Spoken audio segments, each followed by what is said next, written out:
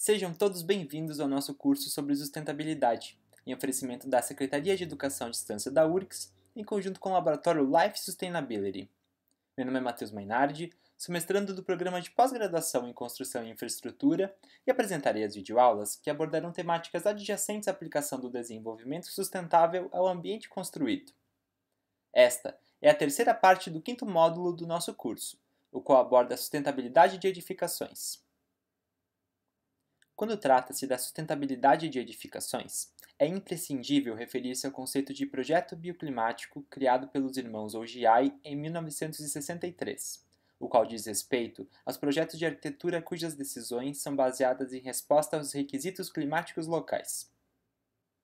A parte 3 da norma brasileira NBR 15220, de 2005, apresenta recomendações de desempenho térmico para habitações unifamiliares de interesse social na fase de projeto, baseada no zoneamento bioclimático brasileiro. A partir da divisão do território do país em 8 zonas bioclimáticas relativamente homogêneas, pode-se traçar diretrizes técnico-construtivas que otimizam a envoltória da edificação, adequando-a ao clima na qual está inserida. Iniciando pelo projeto, devemos nos atentar para a integração do empreendimento com o entorno, minimizando-se ao máximo a interferência no perfil original do terreno, a fim de evitar a movimentação excessiva de solo e preservar as espécies nativas do local, as áreas de nascente, as áreas de preservação permanente e as reservas legais. A orientação do edifício também deve ser pensada nessa etapa, visando a equalização dos ganhos térmicos, de ventilação e de iluminação natural, por meio de aberturas estrategicamente localizadas.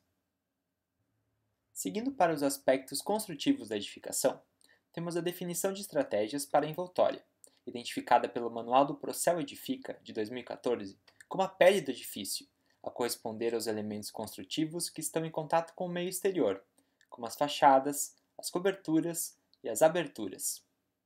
Nesse conceito, exclui-se os pisos, estejam eles em contato ou não com o solo ou subsolo da edificação. As fachadas correspondem às superfícies externas verticais, ou com inclinação superior a 60 graus à horizontal, as quais são compostas por elementos opacos, como as paredes, translúcidos, transparentes ou vazados, como as aberturas e as proteções solares. Tais elementos exercem grande importância em um edifício verde, ao passo que podem contribuir significativamente para a melhoria ou piora da eficiência energética, conforto térmico, acústico e visual. Nesse sentido, pode-se maximizar o desempenho da ventilação e iluminação naturais através de estratégias passivas de projeto. As fachadas ventiladas, por exemplo, permitem reduções significativas da carga térmica na edificação, ao passo que diminui-se o consumo de energia e permite-se melhor qualidade do ar. Tal sistema é caracterizado pela instalação dos revestimentos externos distanciados da estrutura, formando uma câmara de ar indutora de ventilação contínua no sentido vertical. Devido ao efeito chaminé formado, o ar frio entra pela parte inferior e o ar aquecido é removido pela parte superior, o que no verão auxilia no resfriamento dos ambientes internos, e no inverno, essa corrente de ar pode ser bloqueada, fazendo com que o ar atue como isolante térmico. O revestimento externo utilizado nas fachadas ventiladas pode ainda atuar no controle da radiação solar incidente, por meio de elementos verticais e horizontais, chamados de brises. Esses anteparos permitem a permeabilidade visual do interior para o exterior, ao mesmo tempo que bloqueiam a passagem direta dos raios solares nos ambientes, reduzindo drasticamente o ganho de calor, sem que a iluminação natural seja prejudicada. Dessa forma, o sistema colabora com os custos de operação da edificação, ao minimizar as demandas energéticas com iluminação artificial, refrigeração e calefação. A evolução tecnológica, além de possibilitar o melhoramento dos materiais de construção, também possibilita o aperfeiçoamento dos sistemas empregados nas edificações. Nesse sentido, as fachadas dinâmicas passam também a contar com a opção de comando automatizado, o qual controla os movimentos de abertura e fechamento do dispositivo através de sensores que fazem a leitura das mudanças climáticas, da preferência dos ocupantes e da gestão de energia do edifício. Dessa forma, podemos observar elementos de sombra com propriedades ópticas e térmicas que podem ser modificadas dinamicamente, sem a necessidade de intervenção humana, em função de parâmetros pré-programados. Tal tecnologia pode ser vista, por exemplo, no edifício da Biblioteca e Centro Comunitário em Sydney, na Austrália, no qual sistemas informatizados monitoram e controlam automaticamente as condições ambientais internas do edifício, ajustando as aberturas de ventilação e guarda-sol ao longo do dia, para controlar a carga de calor, a luz, a sombra e ligar e desligar as luzes quando necessário. Em relação à cobertura, o manual do Procel Edifica a caracteriza como o fechamento opaco superior da edificação, com inclinação inferior a 60 graus em relação ao plano horizontal. Quando tomamos as decisões de projeto, deve-se dar atenção especial a esse elemento, visto que ele apresenta a maior área de incidência de radiação solar de uma edificação. Desse modo, também podemos pensar em soluções passivas de refrigeração ou isolamento, a fim de proporcionar redução do consumo de energia.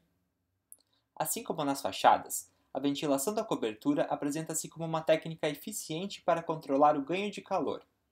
Nesse sentido, a corrente de ar pode ser induzida através de aberturas nas laterais entre a cobertura e o forro, no eixo dos ventos predominantes, ou podem ser pensadas entradas na base e exaustores eólicos ou saídas zenitais localizadas o mais próximo possível da cumeeira, como é o caso da imagem. Outra estratégia passiva que pode ser implementada diz respeito ao uso de vegetação em coberturas e fachadas. Tal sistema permite que seja criado um microclima, que impede com que os raios solares incidam diretamente sobre a edificação, reduzindo assim a carga térmica. Por fim, a envoltória de uma edificação também é composta por aberturas. De acordo com o manual do Procel Edifica, as aberturas correspondem a todas as áreas da envoltória do edifício, abertas ou com fechamento translúcido ou transparente, que permitam a passagem de luz, ventilação, radiação solar direta ou indireta para o interior da edificação. Nesse sentido, temos janelas, painéis plásticos, portas de vidro e aberturas zenitais. O tamanho, a posição em planta e o material empregado nos caixilhos vão ditar a eficiência do sistema de aberturas. Dessa forma, deve-se atentar quanto à implantação de planos envidraçados, sem proteção externa, em orientações solares leste-oeste, de modo a gerar aquecimento indesejável e ofuscamento nos ambientes internos. Quanto à ventilação, é preferível que sejam feitas aberturas em planos opostos, de modo a induzir o fluxo de ar através da ventilação cruzada. A utilização de esquadrias de alto desempenho, compostas de vidro duplo, vidros de baixa emissividade, o uso de películas térmicas especiais também são recursos comumente empregados no sentido de garantir conforto térmico, lumínico e acústico à edificação. Como visto, o projeto deve estar alinhado ao viés de eficiência ambiental.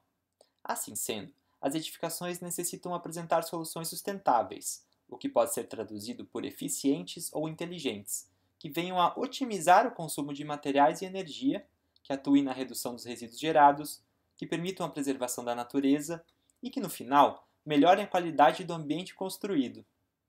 Para tanto, cabe a nós, consumidores com poder de decisão, exigirmos do mercado uma postura de responsabilidade com o futuro do nosso planeta. Muito obrigado pela atenção de todos e todas no decorrer dos módulos. Vamos passar agora para os exercícios deste tópico. Em caso de dúvidas, vocês também poderão acessar o material de apoio disponibilizado. Bons estudos e até a próxima! Tchau!